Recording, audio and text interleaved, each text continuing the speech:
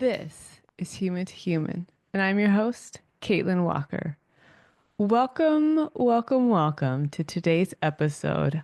I am pumped and also disheartened a little bit to talk to you today, because today what we're going to talk about is women's health and epidemic of silenced voices. That's where we're going today. And this is a topic that I'm passionate about that I have ongoing fervor with. I feel like I say that every time. I'm like, I am passionate and fervor. I have fervor with this. And it's true. And so I guess I'm just a very, very passionate person. And especially when we're talking about women's health, body sovereignty, anything that has to do with feminism, I am on board.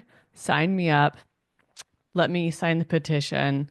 Um, and especially in today's political climate, which we will get to. So that's where we're headed, just a sneak preview.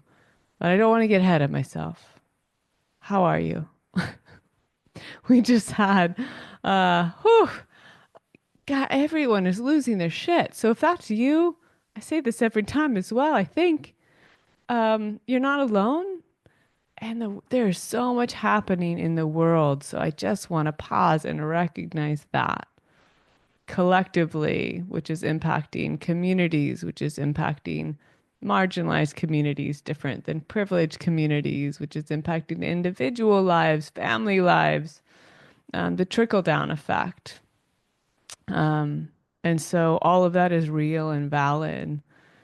And I guess my intention, my hope, um, even though I have a campaign to end hope, but I'll get to more on that later. My hope is that this is a time where you can pause, where you can reflect, where you can feel, where you feel connected in a place of safety. So that's my hope with this time together. And if you are new, welcome. If you have heard other episodes and or are joining consistently, thank you. It's nice to have you here. I really honor and respect the community that we're building, and I would love for it to grow, not for anything other than having a safe community that betters the world, right? That we can help awaken with one another and grow and learn and heal. Because when one of us does, it impacts the rest of us. And so we are seeing that in the inverse in really big ways. And so my intention is that we support the growth and the healing and expansion alongside for that balance. And so this last weekend was Valentine's Day. What'd you do? It's not a holiday that I celebrate and don't get behind personally. I get the idea of love and like Galentine's Day, totally sure. I think it's funny and I love the memes that come with it. And also can use that time as a way of just honoring kindness, honoring love in all its forms. Um, and I had the most, I'm gonna figure out how to drop a photo on the, for those of you watching on YouTube. Um, I had an impromptu ice cream escapade on Friday, which was absolutely amazing and magical. And um, I got this heart-shaped, which somehow made it better with sprinkles because I love sprinkles. And those of you who know me know, and maybe those of you who don't know that one of the ways to my heart is through a baked good. It just is. And it had been a long week and I was wanting sweets. And also I was hormonal because of my period and menstruation. So I was like, oh my God, ice cream sandwich. Absolutely. I'd seen this thing on social media about these heart-shaped macaroon cookies that were no joke. The size of my palm, like, and or maybe bigger. Those on YouTube, you could see it relative to my face. It was huge, massive. And so that popped in my head at 8 o'clock Friday night, had a delicious dinner, and then I was like, scrounging through my kitchen looking for sweets, and I have chocolate, sure. I had this, sure. And then all of a sudden it popped in and it was like, absolutely. That is exactly what I need for my nightcap. Ice cream macaron sandwich. And it delivered, guys. 100% delivered. And I ate the whole thing, and I am really proud of that fact. So much so that I texted my sister, because we do desserts in our family well. Like, give me a piece of cake that's like 4 inches wide. I can eat that no problem.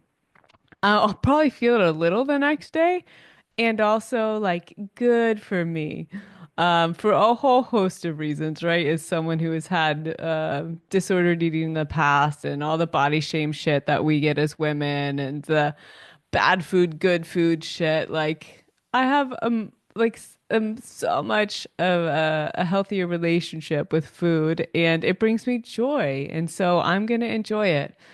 And and I did.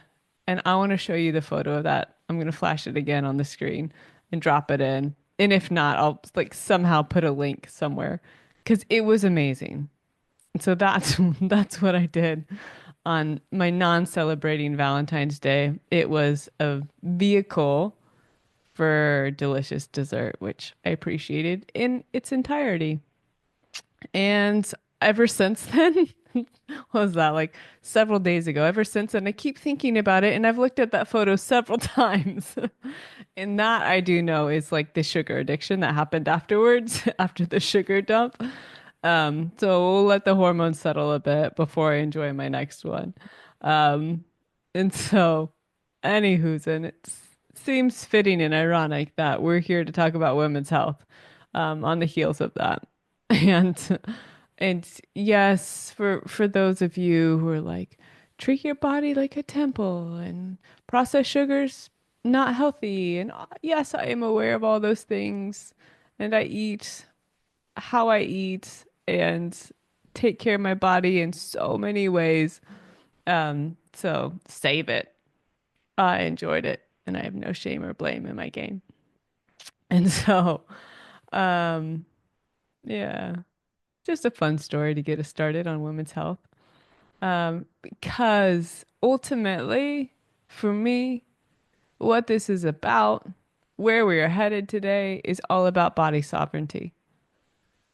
And so my little riff ditty about getting ice cream sandwich, which again, God, is so good. I wish I could like transport it through the screen. It was like a local homemade ice cream place that makes their macarons in-house too, and it was all gluten free and like, oh my gosh. Oh, I'm still dreaming about it. All of that to say, it's about me choosing what I do and put into my body, body sovereignty, which we know for women for the last 5,000 years, especially with patriarchal influences, right, and oppression, that women, to a large degree, have lost power over their bodies. And so women's health, women's body sovereignty is a really big deal, and not just for women, for all humans, because this is about human rights. And women make up 51% of the population. So that's a pretty big number. And in fact, none of us would exist if we didn't have women who give birth. So this is also a men's health issue if we need to look at down that lane. Not that we, quote, should need to, that every life is valuable and therefore deserves to be treated with respect and equality. What a mind-blowing idea. And so today we're talking about the epidemic of silenced voices, which is falls within women's health. And let's first look at the cost of holding it in, right? Or women's health. I think I mentioned this in a previous podcast that 80% of autoimmune diseases are diagnosed with women in women's bodies. And there's a lot of research around that. And Gabor Mate, who's really respect his work and done a lot of research, but he's been talking a lot about that disproportionate diagnosis, right? Why do women in women's bodies have such high degrees of autoimmune disease where the body is attacking against itself? And he ascribes it to a societal and cultural issue because women self-sacrifice to take care of others because we're programmed to, right? Women take on the energy of others, responsibility for others. Women suppress their emotions, deny their emotions, and hold it all in their bodies. And what we know is that the body keeps the score. Thank you, Bessel van der Kolk. The issues are in the tissues, right? There is no separation between mind and body outside of dissociation and learned programming. And ultimately, our bodies are going to tell the truth, right? Intuition lives in our body, not in our mind. Although we can go into the third eye, and that's a little different. And I'm not going to digress for this episode in that way. Other digressions, sure, they're bound to happen.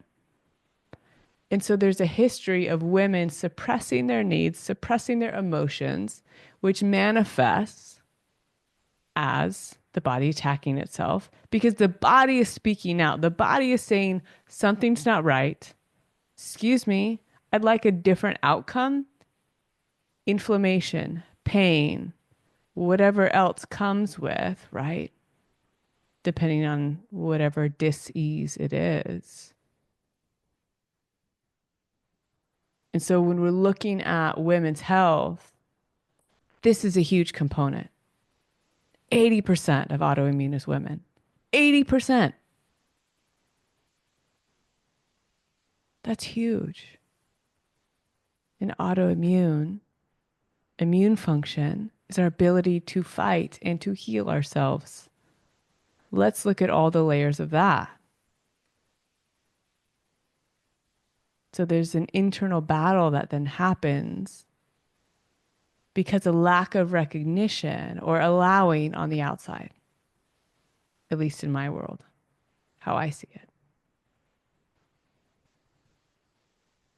And there's this expectation and shaming that women have. And again, I know I've said this before, and it seems so pertinent to reiterate. There's a shaming that happens when women don't ascribe or follow that program. Still, very much so. I hear about it all day from clients. I experience it in my life, my friends, my family. People who identify as women have this expectation from culture and then shame when they don't ascribe. So then it's that self-perpetuating negative feedback loop. And so rather than suppressing the emotions and imprinting and receiving the expectations from others, we are learning and need to learn other ways of maneuvering through the world. And society better catch the fuck up. And men, support the women in your life around this piece. Check yourself before you ask for more or take more. Let's be mindful of the structures and systems that are already in place that disadvantage, in this case, women. So that way we don't automatically start to operate from that system, right? Checks and balances. And so rather than trying to get rid of the symptoms, right? Can we heed that the body is talking in the inflammation, in the stress, in the pain, and start to listen?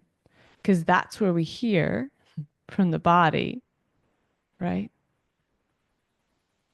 that I am holding too much, that there's actually a fight response happening inside because it's not allowed to go out. I cannot say no or have anger outward. A lot of times women suppress anger.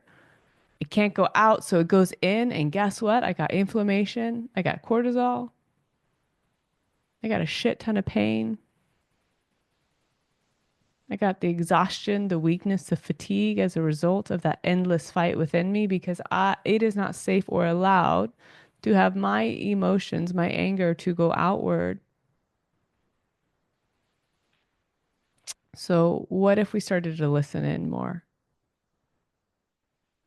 What if we started to express in mindful, healthy ways the women's experience, our stories about what our bodies are holding? And you might actually, if you are a woman or even not, right? Might journal or write a letter of your body. Like, what is my body? Or do this in meditation. What does my body want to tell me? What is my body telling me? What story have I suppressed from my body that is coming out in whatever symptom I'm experiencing physically? That's a big part of the work that I do with clients in terms of the somatic psychotherapy, right? What is being held? What feelings, what beliefs are being held at the cellular, tissue level, and how do we help honor it and process through and or resource what it is so we can bring more harmony in the body, which is also where emotions are housed, right? Which is where our our soul is, our mind is connected into, right? So we have harmony and integration rather than fragmentation and dis-ease. That's the goal of health, right? Vitality, of joy, of happiness, of sorrow, like all of it comes from, can it come from a place that is built on a solid foundation and with love and nurturing rather than suffocation and inflammation and withholding and suppressing? Because that's a great way to either end up buried in the earth or have an explosion. It's either going to implode or explode, right? The law of physics. I think that's physics. It's got to be physics, right? If I hold so much within one space and I keep adding to it, something's going to happen, right?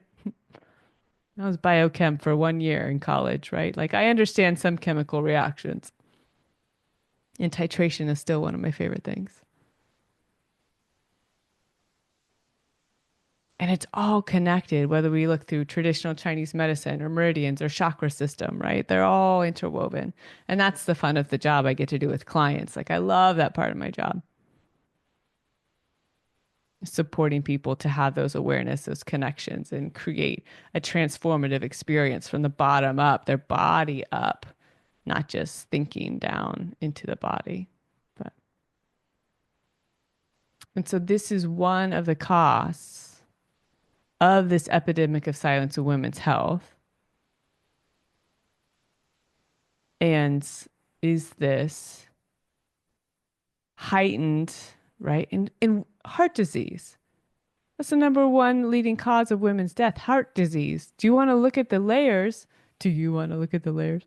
I want to look at the layers emotionally and societally of what that really is. Because I would imagine it's connected into the autoimmune, 80% of autoimmune being women too, suppressing feelings and internalizing all of that.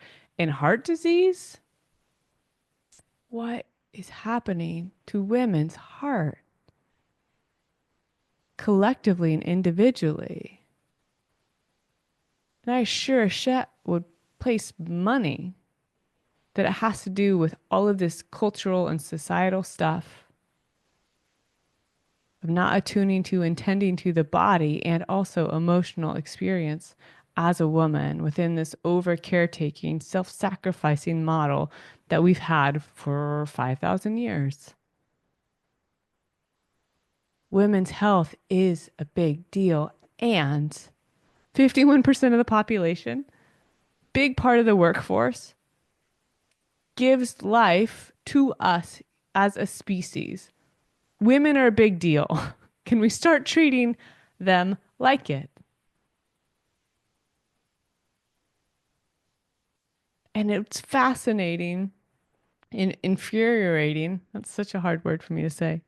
Pisses me off is the lack of research around women's health. And if you think I get fired up about that, wait till you hear my sister come on this podcast to talk about it. It's coming soon to a podcast near you.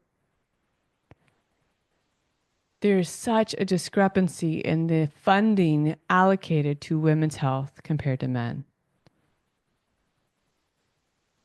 despite making up over half the population. It wasn't until 1993 that Congress codified the National Institute of Health's policy for women and minorities into law. 1993, that wasn't that long ago.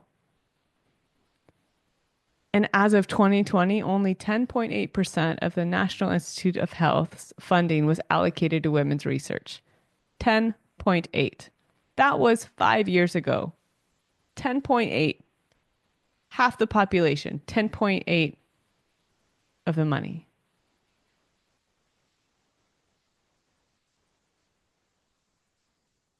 And so if we think about that, if nothing else, within the impact of what that is having on our population, on our culture, on our society, on our um, resources, right? That's huge. Because a lack of research means that we have a lack of understanding for what's going on, first and foremost, right?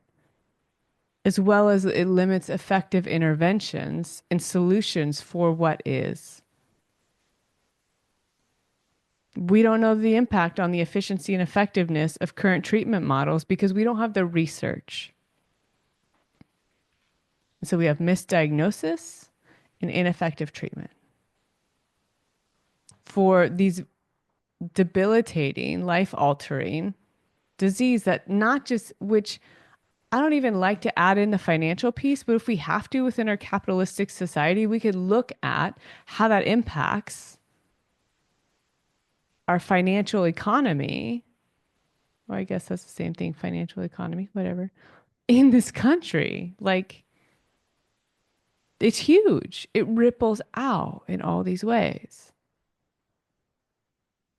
And in 2020, there was a study that revealed differences in the metabolism rate of certain drugs between men and women, which ended up resulting in increased exposure to side effects. Like, that's just one example of how the discrepancy in research between women and men's health is impacting. So all the research, or 10.8, what about I do the math, whatever, 89.2% of the research is going into men-specific populations. And then depending on the diagnosis, they're assuming that's true for how women's bodies respond to the medication, increasing the side effects and likely decreasing the effectiveness of treatment modalities. That just doesn't make sense. Dare I say that's dumb in a non-judgmental way. It just doesn't make sense, right?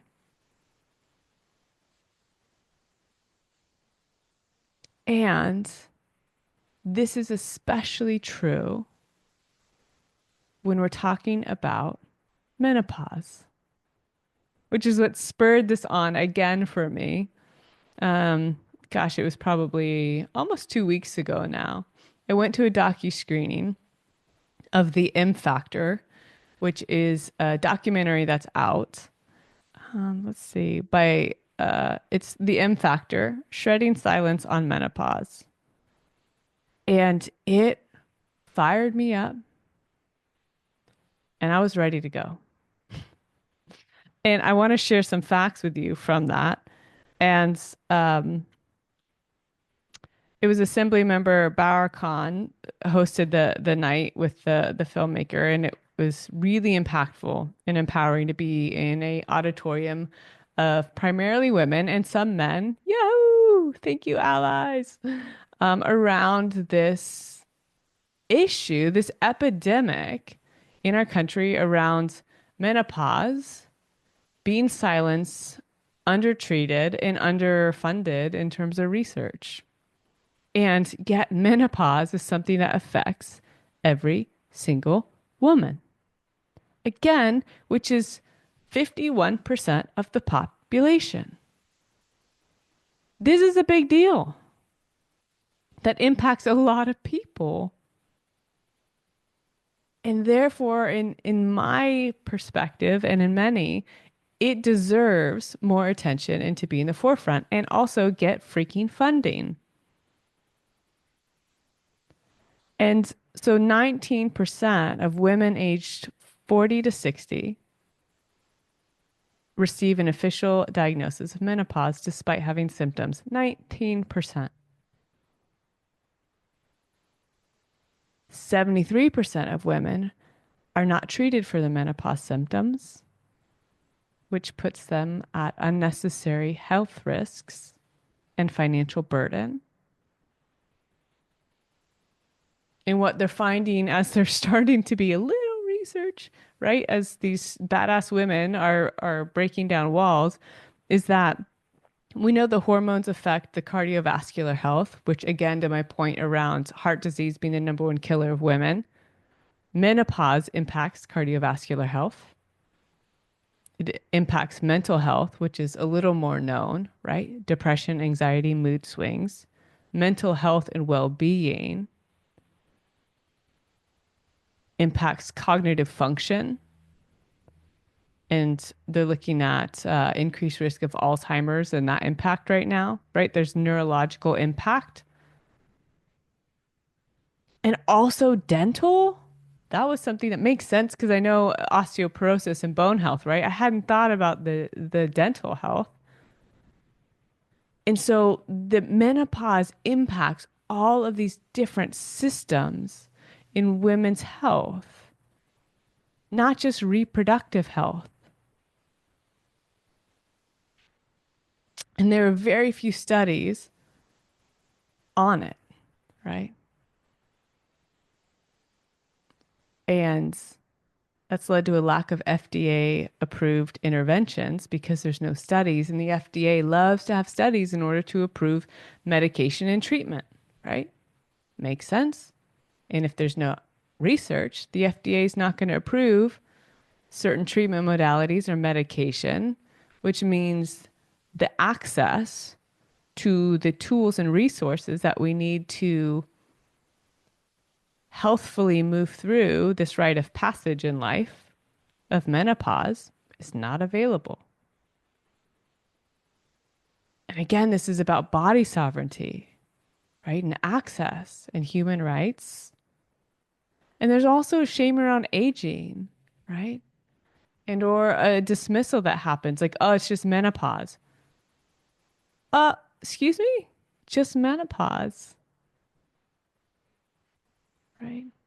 Or, I was just talking to a friend the other day about symptoms she had, and it got brushed off as menopause and just deal with it. Well, it turns out it was stage 4 cancer, actually, right? Well, one, it got brushed off as menopause. She didn't get the treatment she needed or the respect around her voice, and her pain was minimized, and she was sent home. That resulted in emergency surgery a week later and almost dying. That's an aside. And then, secondly, with the menopause, rather than like, okay, so let's check out if it's menopause, right? What do you need for the menopause? What do you need for the symptoms? Try this. Let's bring in more balance. Let's decrease the mental health impact. Let's increase bone health and decrease the risk of more bone loss, right? Let's support your cognitive function. Brain fog at work, and this is impacting your relationships, your work productivity, all areas of your life. So let's support you. Let's support your sleep. Nope, that wasn't a part of the conversation. Menopause, good luck. Dismiss. More of women's experiences minimized and being dismissed. I'm tired of that narrative. And so are the people that made this documentary, which is fantastic. I'll share more resources down below with how you can sign up for and or to host and or attend a screening. It's really well done. It's really well done. It covers a lot of different aspects I'll share maybe in a bit. And so, body sovereignty, shame around women's aging, minimizing their experience.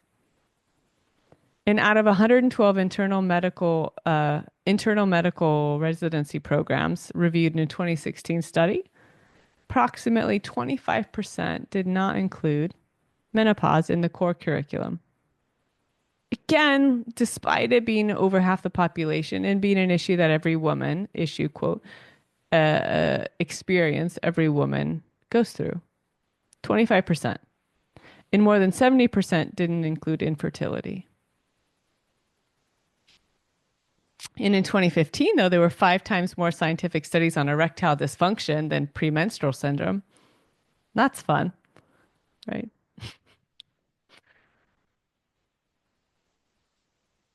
5 times more erectile dysfunction.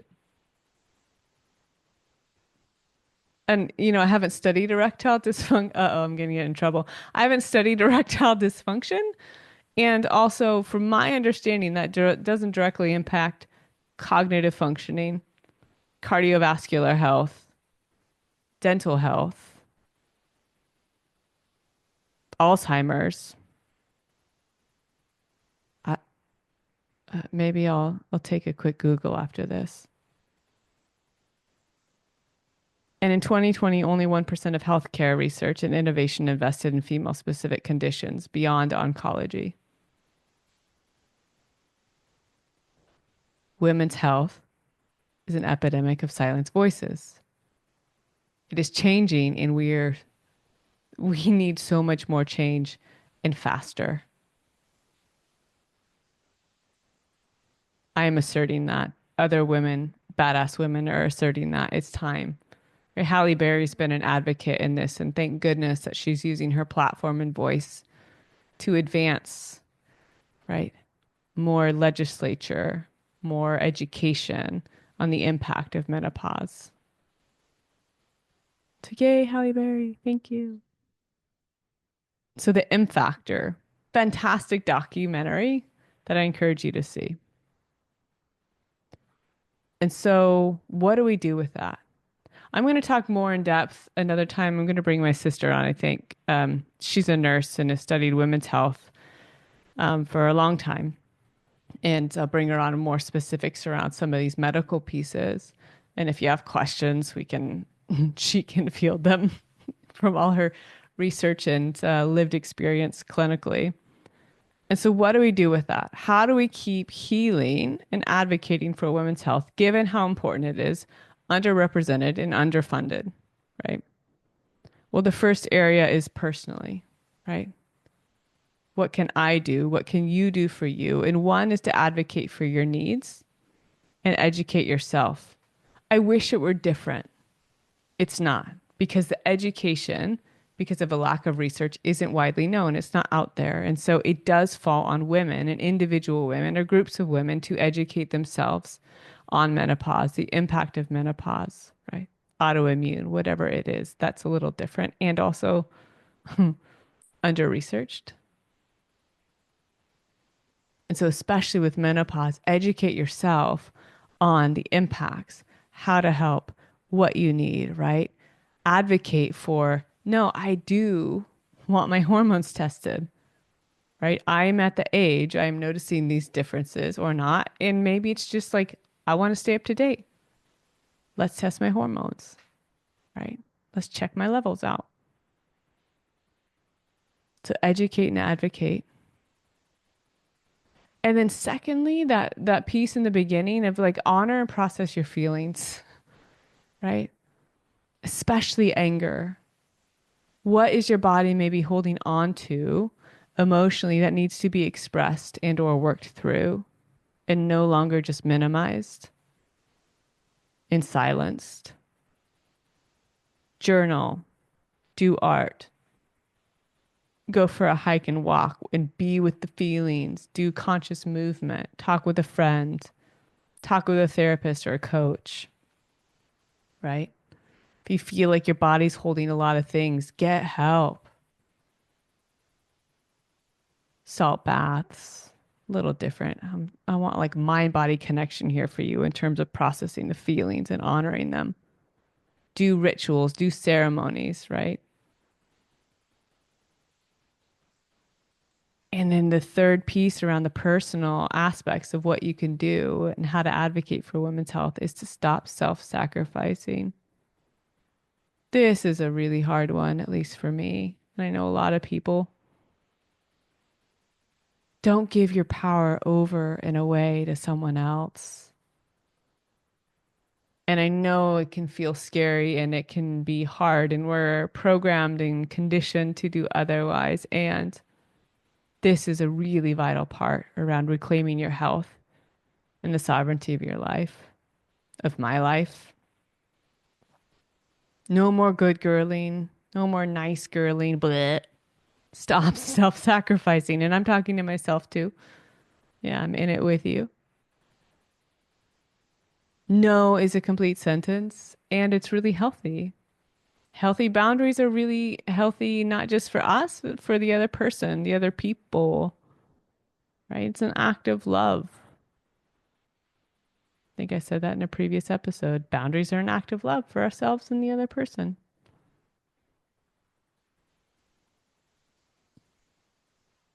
And what else to do? How else do we advocate for women's health around some of these issues? I would like to assert that we revalue our relationship with the crone. And then by proxy, the narrative and societal relationship to the crone. Let's honor this transition. Women, if you are in the 40 to 60 age range or younger going through it, because women go into menopause and perimenopause in their 30s, yes. And like, let's be friends and start to honor the crone transition rather than the societal stigma and shame we have about women aging. That's a whole separate piece that we'll come to, right? The crone, she's wise. She doesn't give a shit. She's embodied. She's sovereign. She's lived a lot of life and doesn't put up with bullshit, right? Let's revalue the crone within ourselves and with other women and throw menopause parties, right? Like, let's ritualize this transition of coming out of the fertility and into the wisdom, right? The wisdom period and the sovereignty of that. So many parties, MENO, menopauses. Oh, menoparties. Hmm. I just like got an image of like little fish minnows. I don't know, it's different, but menoparties. It's hard to say. Menoparties. Menoparties. You're welcome. Right? Let's ritualize it. Let's celebrate it and celebrate other women in their transition into more womanhood, their cronehood. And then last, let's speak up. No more silencing. No more epidemic of silenced voices here for women. Let's speak up. Contact your representatives and increase education. Share your knowledge as you educate and advocate for yourself. Share it with your friends. There's a bill coming out this year, AB 432, that's proposed for approval by Assemblymember Bauer Khan, who put on the M Factor screening. She's fantastic, by the way. She's a local representative here. And it is about the Menopause Care Equity Act and has three main tenets. It mandates comprehensive insurance coverage for medically necessary menopause and perimenopause treatment. Number two, it requires physicians with a patient population of 25% or more women to complete continuing medical education and menopause education. And third, it directs medical boards to develop um, medical curriculum for physicians to stay current on effective treatments. Seems pretty solid. And actually, she tried to get this passed last year and it got denied by the governor.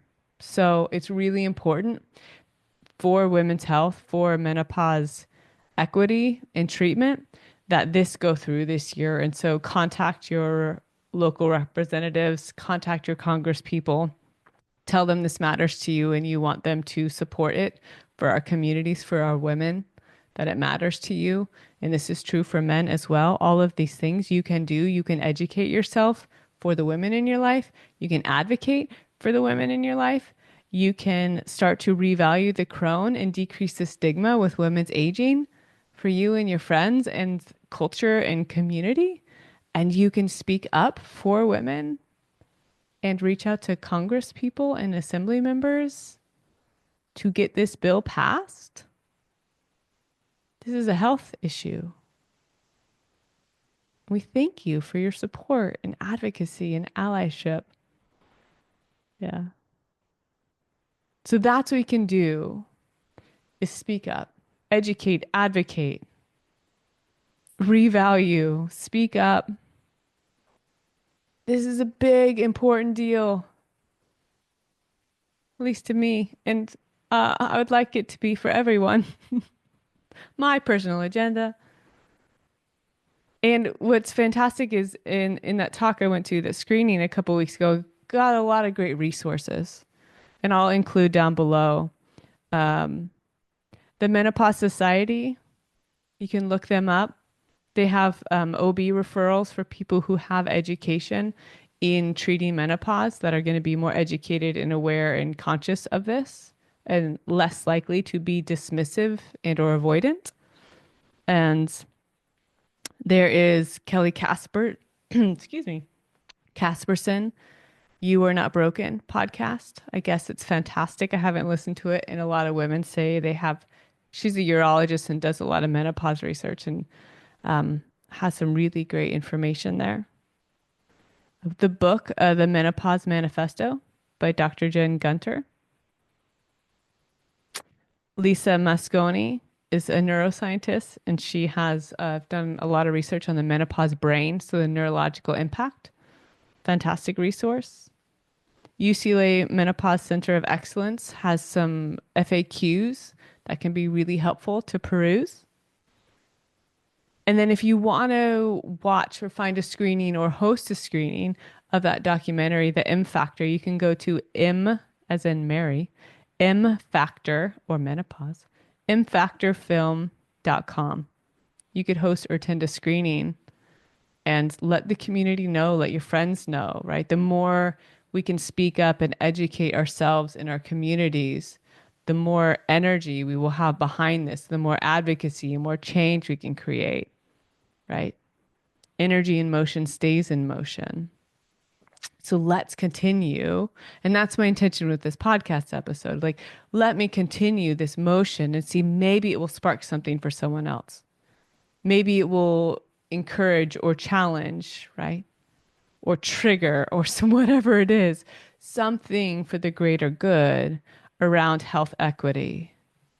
This is about health equity. This is about body sovereignty. This is about 5,000 years of a legacy of patriarchy and oppression on women's body. And it feels really important to note that women of color are much more disadvantaged when it comes to this in terms of healthcare, access to healthcare, right? Increased risk of dying from these different diseases because they don't get the care and attention that they deserve and need. And specific with menopause, it impacts women of color differently too. And so that's actually in the film, and I can't remember the stats totally, but in terms of the years and average duration, like women of color have a longer duration and more severe symptoms than white women and I believe Asian cultures as well. So Latin, Black community. And so, like, all of these factors are really important to take into consideration and give voice to and give advocacy to so that women are not suffering in silence anymore. And especially not like it's unnecessary. It's unnecessary unless we look at like the oppressive systems and then maybe for them it's necessary. And it's time to shift. It's time to change. It's like the M Factor says, right? It's time to unsilence menopause and give voice, give space, give value to women's experience and this health issue, right? That impacts the whole of woman. And if it's impacting every woman, which is over half the population, in every area of their life, that's kind of a big deal because that's going to impact their family, their kids, their partner, work productivity, right? This is this like if we look at the whole of it, like how, oh my God, guys, come on. I mean, not guys like men, guys, and also guys, come on. So will you join me in advocacy, in speaking out for yourself, with other women? Honor your feelings. Find healthy ways of expressing them. Don't hold them in your body. If you're interested in doing some of that somatic work and you're like, I don't know, I want to get a coach. I want to do this deeper work, look it up or go to my website and check me out. I have a few spots in terms of clients, right? And get that individual attention or that group attention or whatever's going to support you in moving forward and stepping in. Because my wish for you, whether you're a man, a woman, a non-binary, anywhere in between on the spectrum, is that my wish for every human that they feel safe and sovereign of their body. Period. To be happy, healthy, and free. And this just happens to be a really big imbalance that we have in the world around men and women because of the patriarchal impact from the last 5,000 years. And then that addition of capitalism in there, right? So will you help me shoop, balance out health equity and support that? So check out the M Factor film. Check out that bill, AB 432. I'll include some of the links and resources on the description below so you can follow it and educate yourself and see what resonates. Yeah. And let me know. Let me know if you reach out. Let me know what gets fired up within you. Let me know what questions you have. What women's health issue do you want to hear about next? Because there's going to be more, right? And let's support each other to move forward and to continue to evolve and awaken the human consciousness towards more love, kindness, harmony. Because at least for me, that's what I'm here. That's what I'm about. That's what I'm here for. Yeah. And so if you haven't already, I'd be honored for you to hit subscribe. Share this with a friend if you feel like this might spur a fun conversation or encourage someone or challenge someone, right? Be honored if you share it. And stay tuned for more. I will talk to you. I can't wait to talk to you next. I can't wait. I can't wait for our community. I can't wait for this connection with you. If you're listening on podcasts, you can go to YouTube and check out the. You can check me out visually. That sounds that sounds weird. I mean, like in visual person, right through a screen. But you could see the hand gestures. You could see the photo of my ice cream sandwich that I'm dreaming about again now as it's like near my snack time. And if it's more entertaining and or it feels more connecting to you, And then you could subscribe to my YouTube channel. It's human to human podcast or at human to human pod. So be honored. Be honored. Wishing you well. Grateful for you. Grateful for this time together. And also the energy that it brings and supports me in. And so thank you for being a part of this community. And for always, let's choose to love. And women, especially, start with yourself. Take care.